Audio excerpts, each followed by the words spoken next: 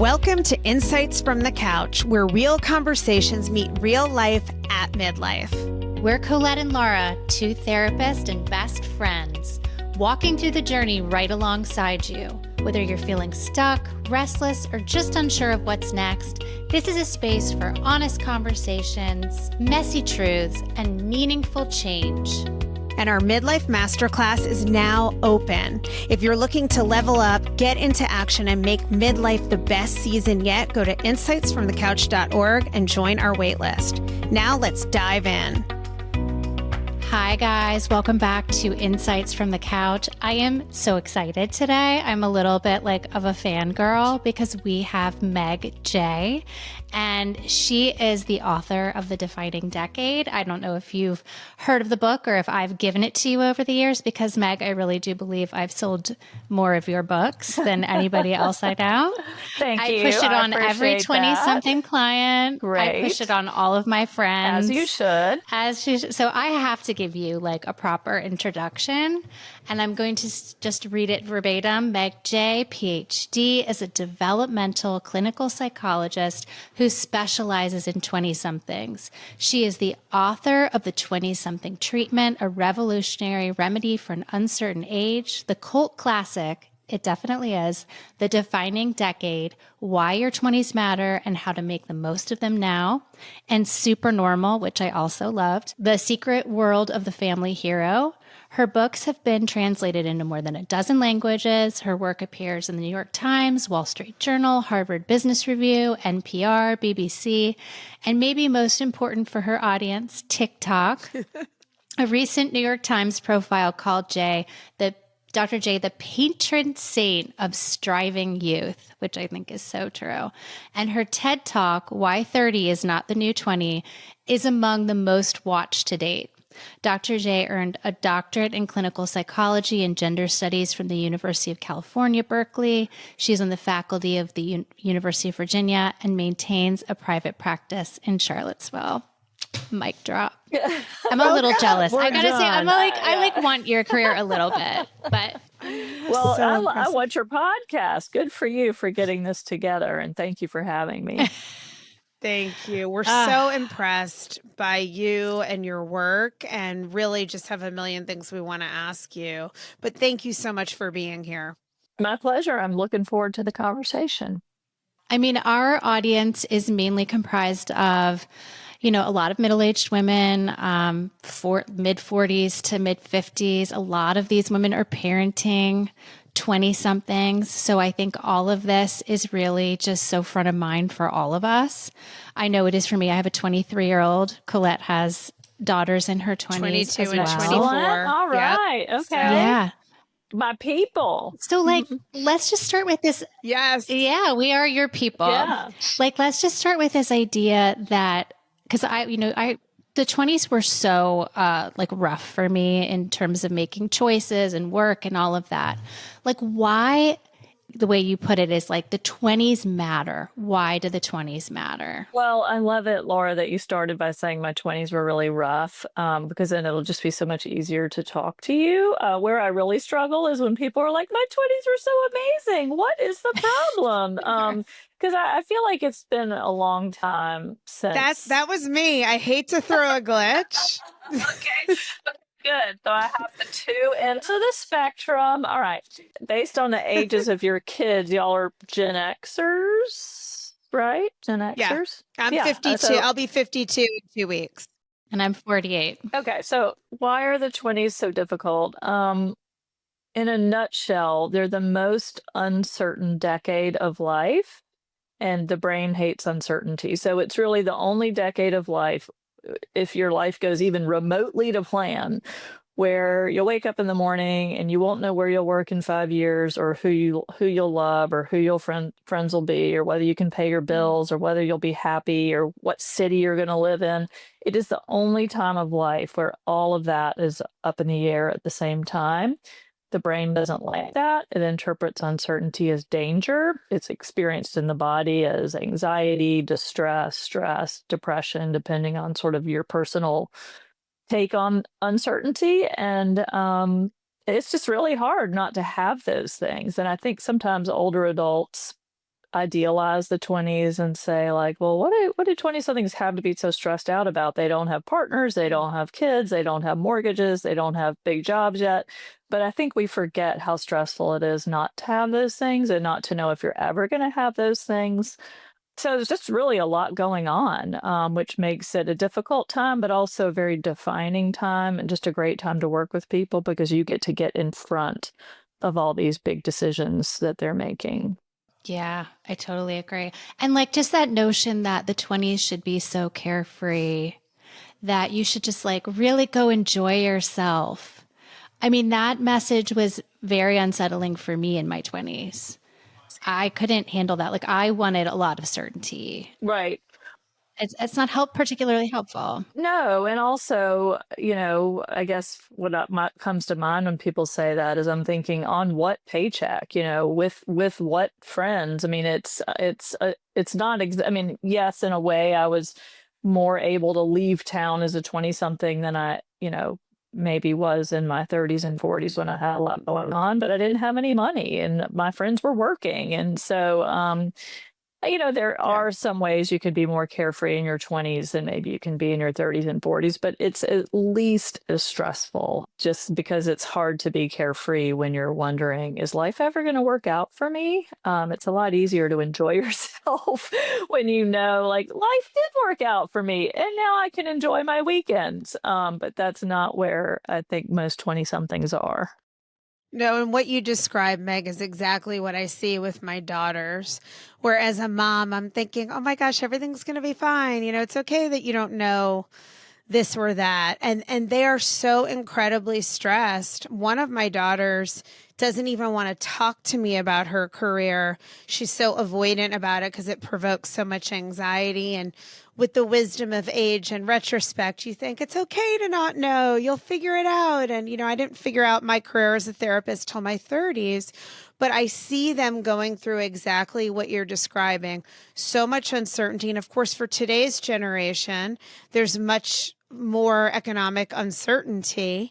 And I think for me, when I say my 20s were great, it's because of the exact factors you described. I happened to have a lot of certainty.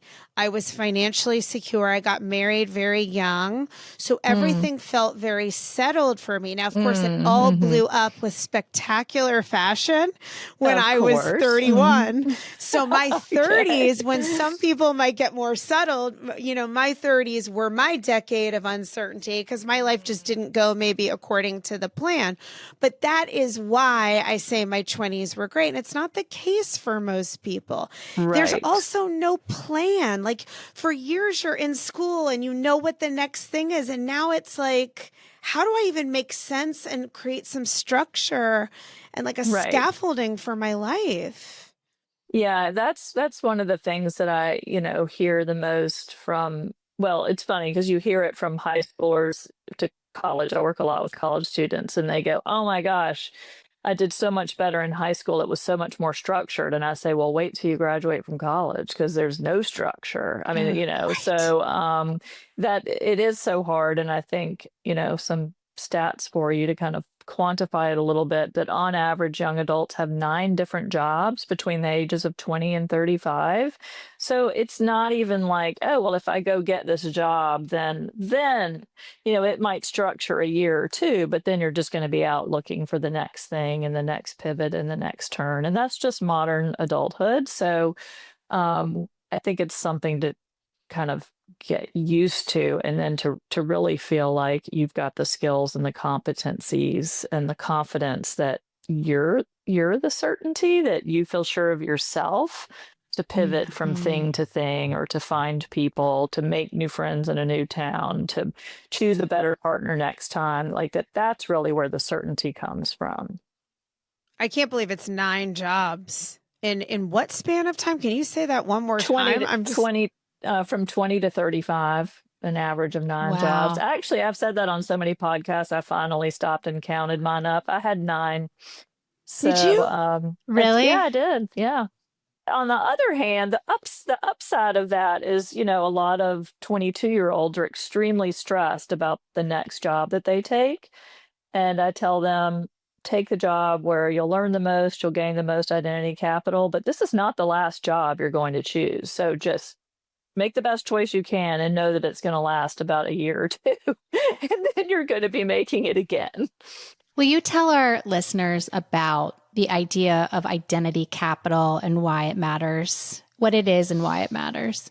Yeah, so identity capital is sort of a clunky term, but it's really just about our collection of personal assets. So, like, what do we have going for ourselves? So, your collection would be different than my collection.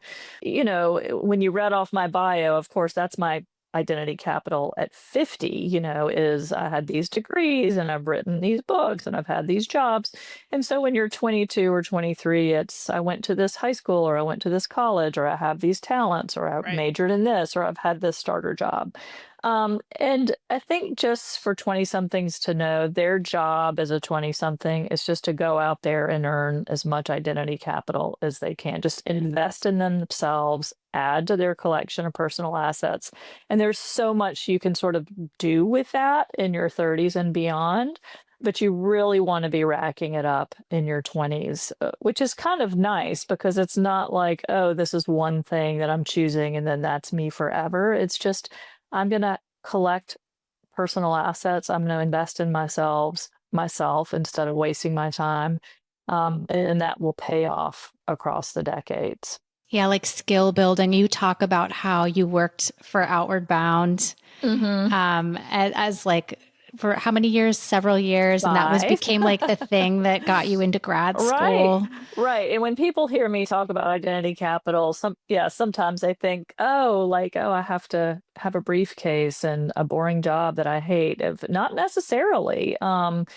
I, after college, was a bit burnt out on education, but knew I needed to go to grad school, thought I would do something in between. Somehow I was smart enough to know that it should be something that's probably interesting or sounded good when I went to re-enter, and Outward Bound did that. It was great practice for leadership and self-sufficiency, special populations. It sounded cool when I went back to interview for grad school. So it was better for me than waiting tables or whatever the case may be. But we know that your learning curve in your 20s is what predicts your earning curve in your 30s and beyond. You're probably not going to have your highest paying job in your 20s, but all that learning that you're doing is what's going to lead to your earning later. And it's not just money, also kind of earning agency and flexibility and kind of the power to direct your own career. Yeah, and you're having experiences through these jobs, even if they don't turn out to be the exact career path. There's so much learning about who you are, what you like, what you don't like, what you want more of. I mean, the job that was the coolest I ever had, I started counting in my head. I had a bunch of jobs too, and I actually stopped working for a while having kids. I had kids in my 20s. And I still had a bunch of jobs. So you're right. When you really think it through, there's a lot more of them there. But I remember I was an intern for the fashion editor at Rolling Stone magazine. Cool. And on paper, it was this job. Yeah. And right. Everybody, it was the job for years. Obviously, I don't have it on my resume anymore at 52 years old. This summer internship I did at 21. But for years it was on there. It was the thing everybody asked me about. Everybody wanted to know, what it was like. And I had a real life Devil Wear Prada experience because the editor was kind of a monster. Of course. Yeah. Yes. But it was a terrible actual job. Like I was miserable every day. I was locked in a closet. I'd get Brad Pitt's clothes back from a photo shoot smelling like sweat. And it was my job to catalog that they came in, send them out to be dry cleaned, and then send it back to Dolce & Gabbana. And, I'm a huge extrovert. So being in a closet all day was really hard on me. Right. And the people were not very nice. If I came out, they were like, "What are you doing out here? Get back in the fashion closet where you belong." And it helped me realize, what? I really don't want to work. I did end up having another job working for Calvin Klein, but it was part of realizing that I actually didn't want to work in the fashion industry. Right, so it really, it defines you. Yeah. Yeah, by what you don't like as much as what you do like. Many 20 somethings have to go through that. I mean, in a way, I went through that with Outward Bound, of that was a really cool, fun job until 5 years later, I have been living out of a car or a tent, and none of my peers have ambitions to go get a PhD. And I'm looking around going, what the heck am I doing? And I actually just was Yeah. on a thing the other day with a 20 something influencer, and, she quit her very good day job to be a social media influencer. And 6 months in, she's like, holy cow, like that sounded really fun, but you got to be careful turning your hobby into a job. But you can't learn that unless you turn your hobby into a job. But the upshot is that, like, to have as many experiences that help you sort of refine and iterate where you want to be. Right. And that really, like, having more experiences rather than less is probably a great idea. And that's where I don't know if you see this a lot, but like 20 somethings coming in and being really stuck or wanting to make perfect decisions or not knowing how to get started, or even being like enabled by parents to where they really don't have to do much. Right. And so they're waiting for this like perfect next move. Exactly. I had somebody just email me the other day and was like, oh my gosh, I have a degree in X, Y, or Z, and maybe I want to do A, B, or C. What should I do? It's like, Pick one. I start with something, Right. and because then start for a year, and then you find out of, oh, I'm an extrovert, I need to get out of the closet, or, oh, this looked fun, but it isn't fun, or, whatever it is.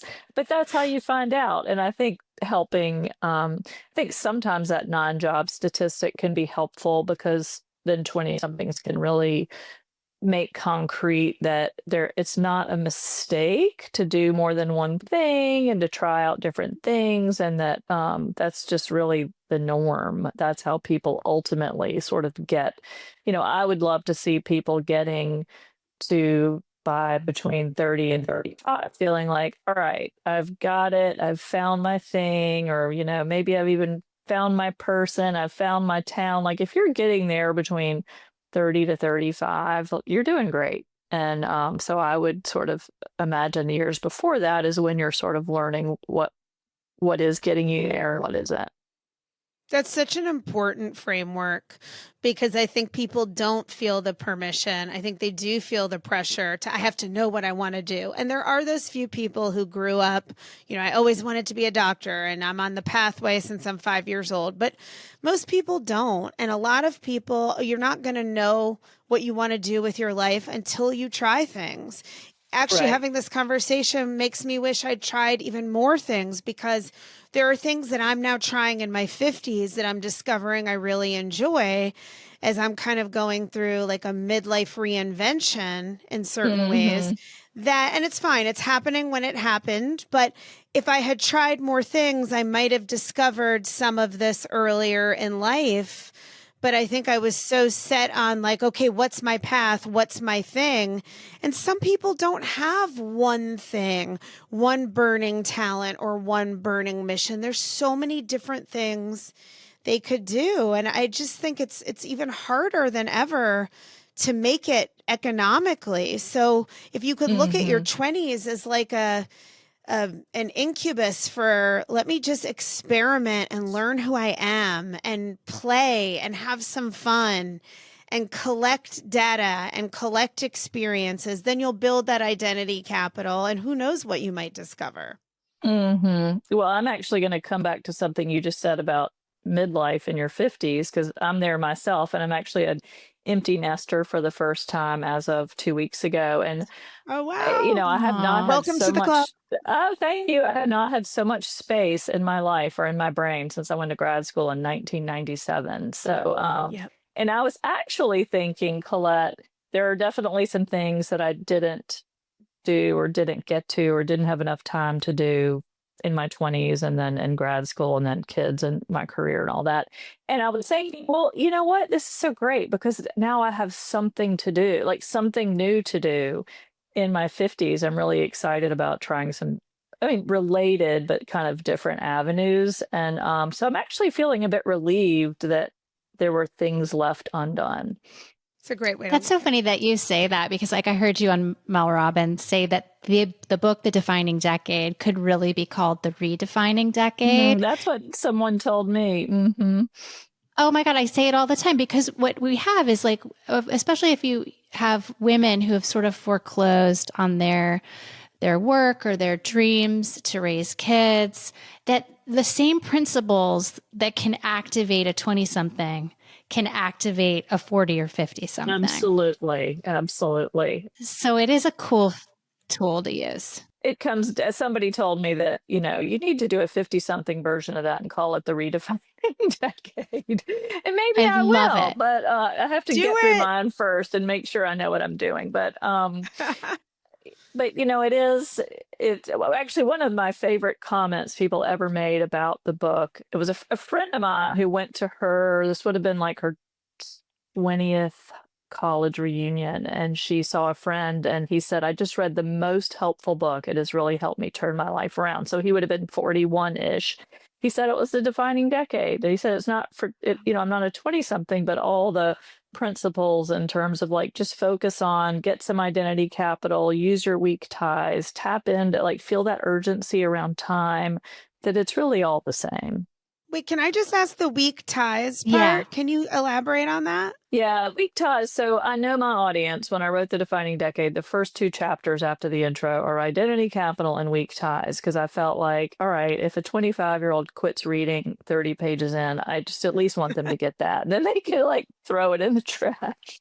Although the second part is about love, so I knew they were going to hang around for that. So I was kind of Right. like just strategically distributing the material across the 200 pages. But the strength of weak ties is all about the power of people that you don't know well. So our strong ties are our best friends and family. We talk to them all the time, and they know us, we know them. We already know everything they think. We already kind of have the wisdom they have to share. Our weak ties are everyone we've ever met and aren't, in constant contact with, and everyone they've ever met and we aren't in constant contact with. And anytime you want something new, I don't care if it's a new apartment or a new person to date or a new job, a new idea, it's going to come from a weak tie. So I think whether you're a 20 something or a 50 something, it's really thinking about who is a friend of a friend of a friend of a friend that might be able to talk to me about XYZ. And so it's really a 20 something the other day said, what did she say? Chasing leads and following advice. And I felt like that's exactly, what she should be doing, is using weak ties to, get leads, take advice, that all those new things are going to come from outside the inner circle. So the 20 somethings who have the skill, and this literally is a skill, to write a compelling professional email to somebody and say, hey, I'm so and so, this is how we're connected.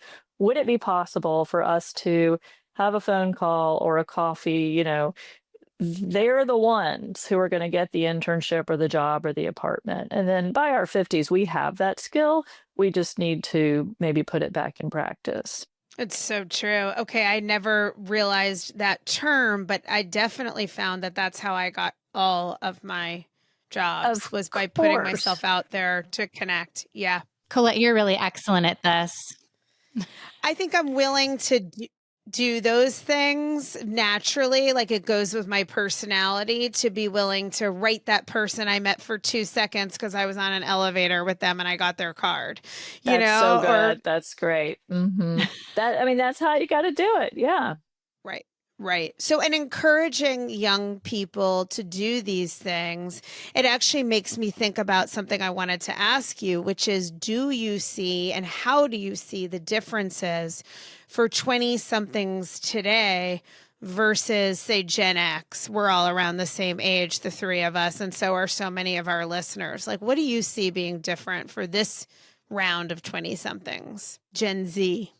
I think it's, in a way, it's a little bit like the whole male female thing. I think there are far more similarities than differences, but although it's like way better headlines to like talk about the differences.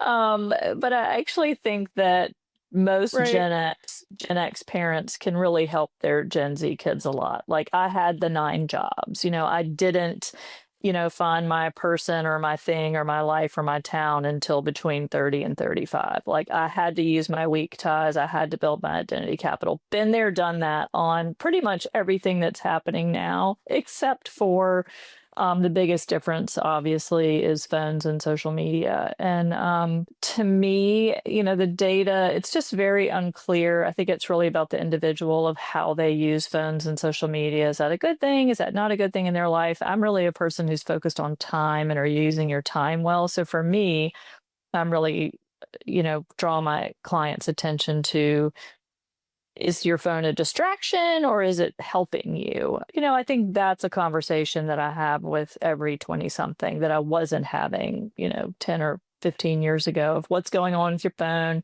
How much time are you spending on your screen? What are you doing on it? Are you watching porn, or are you connecting with friends? Or are you using it to reach out to weak ties, or are you using it to blow 6 hours of your day? And to try to help them, think critically about the time piece. What about the financial piece? I feel like it's a little prohibitive for some. I mean, the loans that I see people having to take out and work their way out of, the difficulty in like being able to live on your own. I don't know if you see that as another layer or not. It's definitely one of the hardest parts of being in your 20s. Your 20s are probably going to be the brokest years of your life. So that's hard. It's always been hard. I think it is hard to feel like you're launching your life or can date or feel like you have something to offer another person when you're still living with your parents. Although sometimes it makes good sense. I mean, I would say my take on living with your parents is similar to social media. It's not whether you're doing it, it's how you're doing it. I think there are ways you can live with your parents that are helpful, and then there are ways that are not helpful. Like what? Like what? I think that's interesting. Yeah, well, I think, living with your parents, whether this was I had the same conversation with people during the pandemic when a lot of 20 somethings suddenly were living with their parents, but it's still true now. It's, is your parent more of a coach or are they more of a concierge? So if you're living with your parent, it's a great time to get a crash course in like, how do I cook? How do I do my taxes? How do I fix a flat tire? How do I mow the lawn? Like your adult child, if it over 18 is living in your house, they should be pulling their percentage of the weight. If they're one of three, they should be doing 33% of the work around the house. I mean, they may not be able to pay that rent because the point is maybe to save money. But they should be doing their percentage of the weight. If it should not be that you're the concierge where you're still doing the laundry and the cooking, and they come home to this like great house that they don't have to worry about, and it's basically a hotel. That is not helpful. I think it's, are you helping your child be more independent or more dependent? And as someone who just sent, I had 2 kids back to back, so they just went to college one after the other. I totally get it of like, hey, I'm not needed anymore. Hey, and then my job that I kind of loved, which was like taking care of my kids, but you can't keep doing that because it feels good to you, that it's, I think we have to sort of step back from those things, even though we may still enjoy them, and let our kids sort of become the adults that I think we really want them to be. It's an excellent Definitely. distinction. I've been laughing because I feel like my parents were concierge parents. Like my mom just sold the house I grew up in, and I'm like devastated because to this day, it's this place I could go retreat and almost regress to childhood. I'm realizing how messed up that was. I mean, if it's a visit, okay, but that would be a good reason for you not to live there. I mean, that's the perfect, it's like if when you live there, you're a teenager, that could be a fun place to visit, but not a great place to spend your 20s, because then you never really grow up. So true. So true. And I actually only lived at home for less than a year after college, and then was kind of out the door and on my own from that point You were on. stuck in that closet at Rolling Stone. I had hilarious. to escape. I love that story. I mean, but right now I have my 23-year-old at home. Oh, she's almost 23, and she's like in an MBA program. But it's like and I'm sure she'd live on her own, but it's like, I'd have to pay for that. Right. So it's like, Yeah. either you're here, and she works and she does, her Right. master's. So it's like, she's functioning as an independent human. I'm not catering to her. She Right. buys her own groceries and stuff. So it functions, but I think it's hard. I think Yeah. it's either you outsource their life somehow. Mm-hmm. Well, right. Anna's doing a lot of things. I mean, she's doing the adult things, like, Yeah, right, and yeah. living independently. And it does make so much sense to live at home in a way. I'm having the opposite thing where my kids are moving so far away. I mean, one's 4 hours away, the other is moving to Hawaii. And so it's wonderful that I'm seeing them thrive and be independent and live as adults, but just knowing I'm not going to see them. And Yeah, at sure. this, yeah. At the same time, I know they're doing these things we're talking about, living their lives, trying things, trying to figure out. And that's something to feel so good about as a mom. So I wonder what else, Meg, you think as parents, for so many of our listeners who either have 20 somethings like us or are going too soon, what can we do as parents to really help them launch rather than enable them to stay stuck or to hinder them through our own psychological needs or anxieties? Because I see so many mothers going, what's my kid's job? Where's my kid going to college? Right? Sometimes it's the parents making this a Yeah. thing. Yeah, I had a mom tell me yesterday, let's see, her child's college started, and they're a freshman. And she said Yeah. she was very anxious because she said socially, he's just not there yet. He hasn't met his people. He's not there yet. I was like, well, he just got there. How could he be there yet? So, Right. you don't want him to be there yet. If you told me that, 10 days into college he'd found his people, I would say he didn't look around. Yeah. And that they're gonna come Good back. point. They're gonna find me in student health in a year and a half and say I glommed on to the first friends I found. And then a year later I realized they weren't for me. So it is really helping, I think, parents not panic or pathologize that uncertainty, that there's like nothing wrong that your kid 2 weeks into college still doesn't know who their people are. They're not doing anything wrong. You're not doing anything wrong. And if your kid is feeling uneasy or stressed about that, doesn't mean they have an anxiety disorder. It just means they're experiencing uncertainty, which is like, whoa, is this going to work out? Will I have my people? So I do think it's, as much as I really focus with 20 somethings on tolerating uncertainty, that you're not going to have answers to a lot of these questions for 5 years. Am I going to meet my person? Where am I going to ultimately work? That's a lot of uncertainty to tolerate. It's a lot for parents also. But I think role modeling confidence, that not reassurance like, oh, it's fine, you'll get it, but just real confidence of, hey, I've seen you solve this problem before. I think you can do it again. Or let's talk about what you might need to do to make friends at school and problem solve this together. So I think just role modeling confidence and problem solving rather than panicking and pathologizing. That's what I really love about your work so much, is that you're not afraid to take a couple great positions and like give some really practical advice.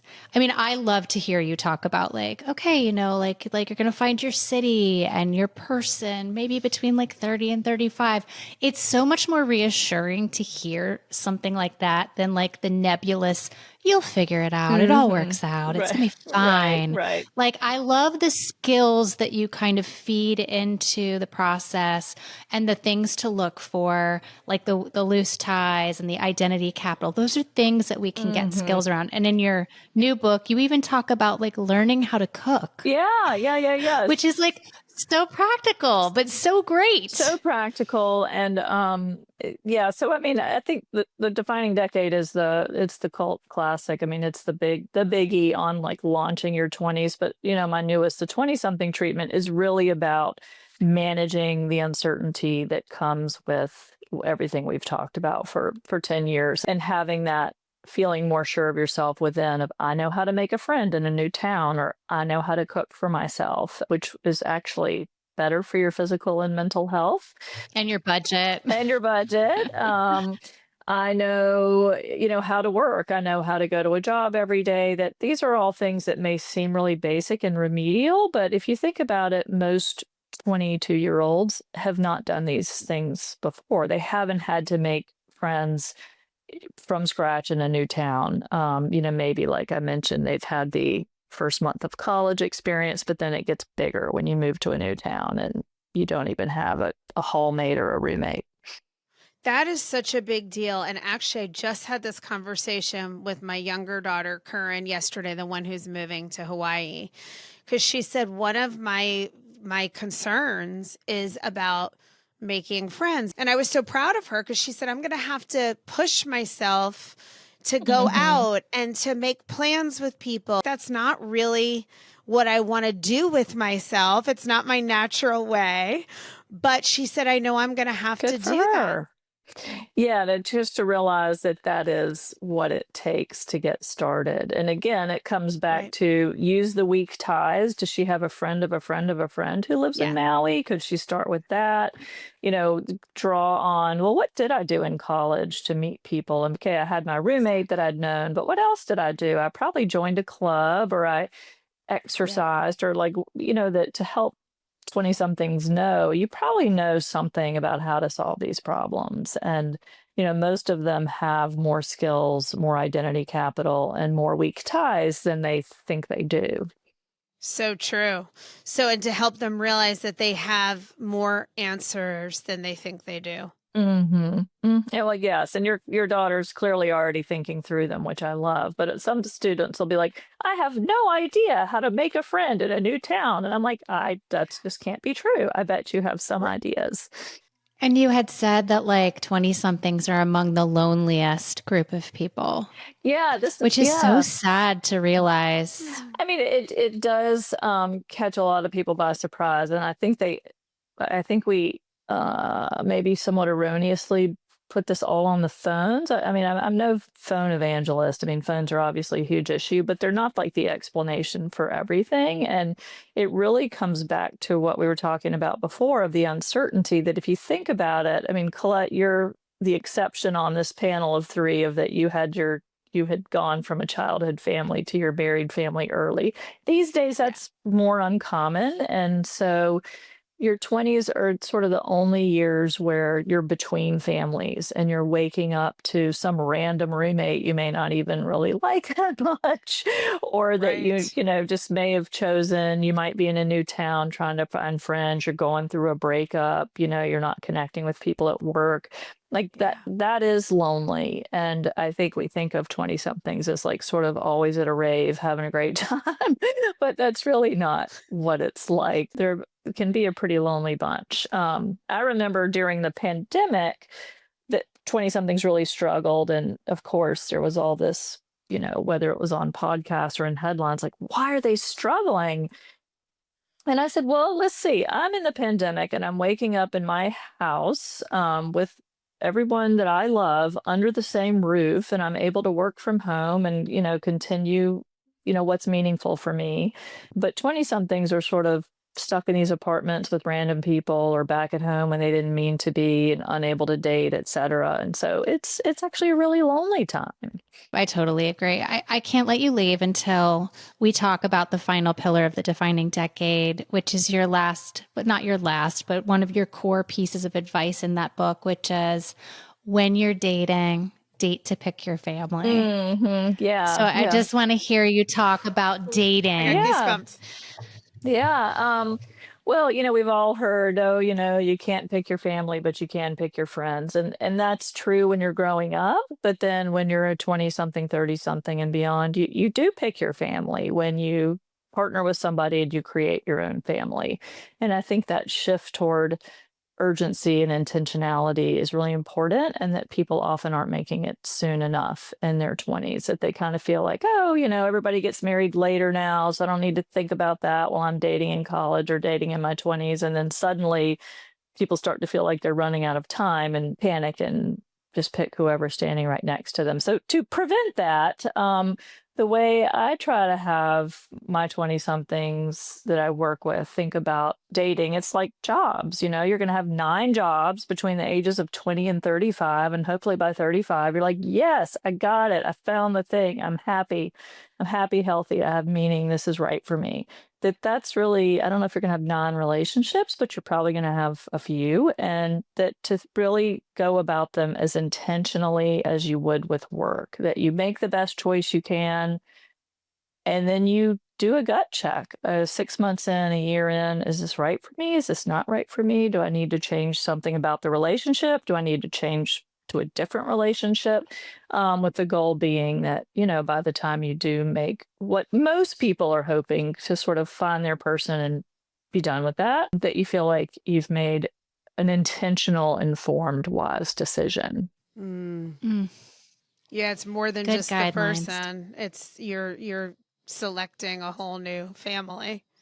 Yeah, the one you create, obviously the one you kind of marry into or partner with. And, sometimes Right. that is just what you were looking for. And sometimes it isn't. We could have a whole show on in-laws, but, Yeah. it's really about, the family that you're creating. Actually, in the updated version of the Defining Decade, which came out in 2021, it's the one with the gray cover.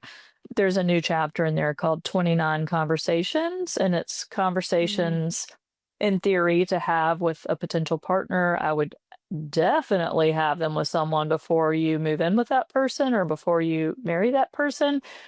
But I would say it's never too early to have that conversation with yourself, because I think you need to think Yes. about, like, well, what are you looking for? Not like, Yeah.